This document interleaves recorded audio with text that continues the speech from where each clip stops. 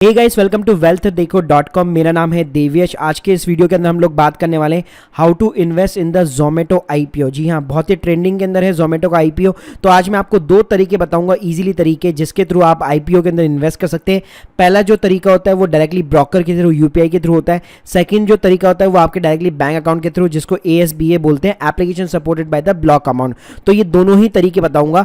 पहले बात करना चाहूंगा कि ये काम कैसे करता है। तो गाइस, आईपीओ के अंदर क्या होता है, मेनली आपका जो अमाउंट है वो ब्लॉक होता है, ना कि डेबिट होता है।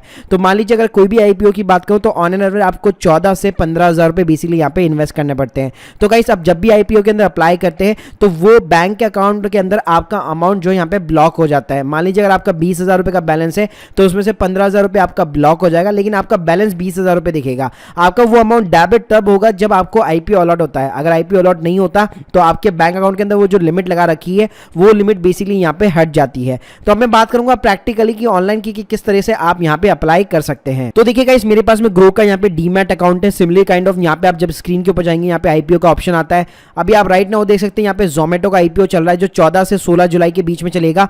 72 से 76 रुपए का यहाँ पे प्राइस रेंज है और 9,375 करोड़ का इशू है। जैसे आप अप्लाई के ऊपर क्लिक करते हैं तो गाइस यहाँ पे आपको हमेशा एक लॉट मिनिमम अप्लाई करना पड़ता है। अगर एक लॉट की बात करो तो ये डिफर करता है हर कंपनी टू कंपनी। तो जोमेटो की बात करूं तो 195 शेयर आपको यहाँ पे अप्लाई करने पड़ेंगे। आपको बिट जो प्राइस हमेशा रखना है वो कट ऑफ प्राइस रखना है, मतलब 72 से 76 के बीच में आप रख सकते हैं, लेकिन हमेशा आपको वो प्राइस रखना है ताकि 76 रखिए, ताकि आपके जो अलॉटमेंट के जो चांसेस है वो ऑब्वियसली यहाँ पे इंक्रीज हो जाएंगे।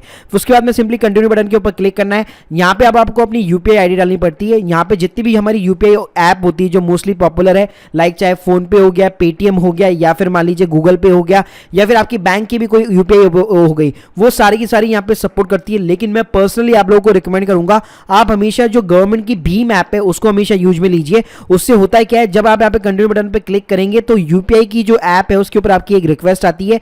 वो रिक्वेस्ट आने के अंदर ही 2 से 3 घंटे लग जाते हैं अगर मैं किसी भी ऐप की बात करूं। लेकिन जो भीम ऐप है उसके ऊपर आप मान लीजिए 15 से 20 मिनट के अंदर वो आपकी रिक्वेस्ट आ जाती है और आसानी से आपका जो भी बैंक अकाउंट होता है उसके अंदर वो अमाउंट ब्लॉक हो जाता है। सो गाइस, अब मैं बताऊंगा दूसरा तरीका जिसको ASBA बोलते हैं, जो सारे बैंक अकाउंट्स के अंदर अवेलेबल होता है। आप क्या कर सकते हैं, अपने इंटरनेट बैंकिंग के अंदर लॉग इन कर लीजिए। उसके बाद में हमेशा आपको एक इन्वेस्ट का यहाँ पे ऑप्शन मिलता है, फिर चाहे आईसीआईसीआई हो, HDFC हो, कोटक हो, कोई सा भी बैंक क्यों ना हो, हमेशा आपको एक इन्वेस्टमेंट का यहाँ पे ऑप्शन मिलेगा। उसके अंदर आपको गाइस एक आईपीओ का ऑप्शन मिलेगा, इसके ऊपर सिंपली क्लिक कर दीजिए। उसके बाद में आपकी कुछ बेसिकली एप्लीकेशन जो चीज होगी, जो डिटेल्स होगी वो वेरीफाई कराएगा। प्रोसीड बटन के ऊपर क्लिक कीजिए। उसके बाद में सिंपली यहाँ पे एक्सेप्ट कर लीजिए और सबमिट बटन के ऊपर क्लिक कीजिए। उससे होगा क्या गाइस, इनका एक आईपीओ का स्पेशली एक अलग से प्लेटफॉर्म होगा जो बेसिकली यहाँ पे खुल जाएगा। जैसे अगर मैं आईसीआईसीआई की बात करूँ तो ICICIdirect.com हो गया, HDFC की बात करूँ तो HDFC सिक्योरिटीज हो गया, कोटक की बात करूँ तो कोटक सिक्योरिटीज हो गया।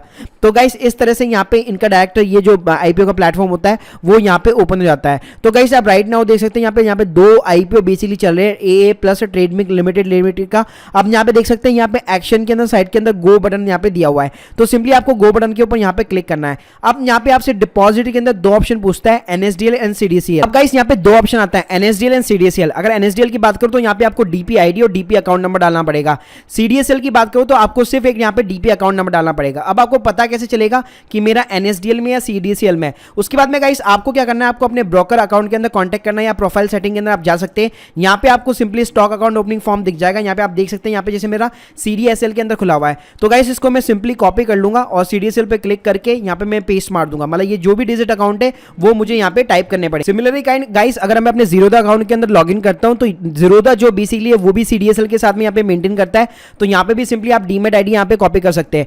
NSDL के केस में आपको DP ID और DP अकाउंट नंबर दोनों अलग डालने पड़ेंगे। DP ID आपकी 8 डिजिट की होती है, जो स्टार्टिंग का जो 8 डिजिट होता है वो आपको यहाँ पे सिंपली इंसर्ट करना है, और DP अकाउंट के अंदर बाकी की 8 डिजिट आपको इंसर्ट करनी पड़ेगी। उसके बाद में गाइस DP नेम पूछता है। तो अगर जैसे मैं ग्रो की बात करूँ तो नेक्स्ट बिलियन टेक्नोलॉजीज हो गया, जीरोधा की बात करूँ तो जीरोधा ब्रोकिंग लिमिटेड हो गया। तो जिस भी कंपनी का नाम है वो आपको सिंपली डालना है।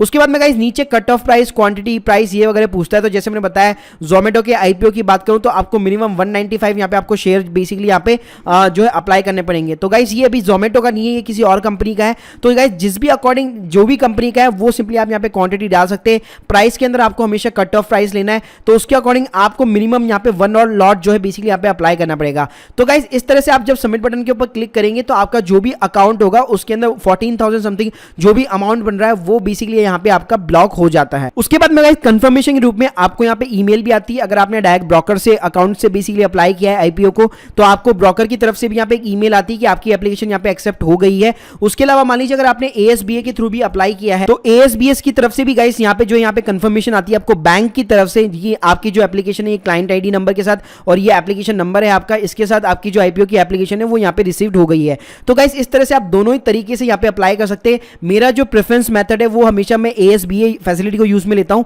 क्योंकि वहां पे क्या है मेरे को वेट नहीं करना पड़ता है यूपीआई की रिक्वेस्ट को यहाँ पे रिसीव करने के लिए, और आसानी से मैं 1 क्लिक के अंदर कभी भी यहाँ पे अप्लाई कर सकता हूँ। So guys hope you like this video, please subscribe our channel. अगर आपके कोई भी डाउट्स है कमेंट सेक्शन के अंदर जरूर मेंशन कीजिए। Thank you guys, thank you very much.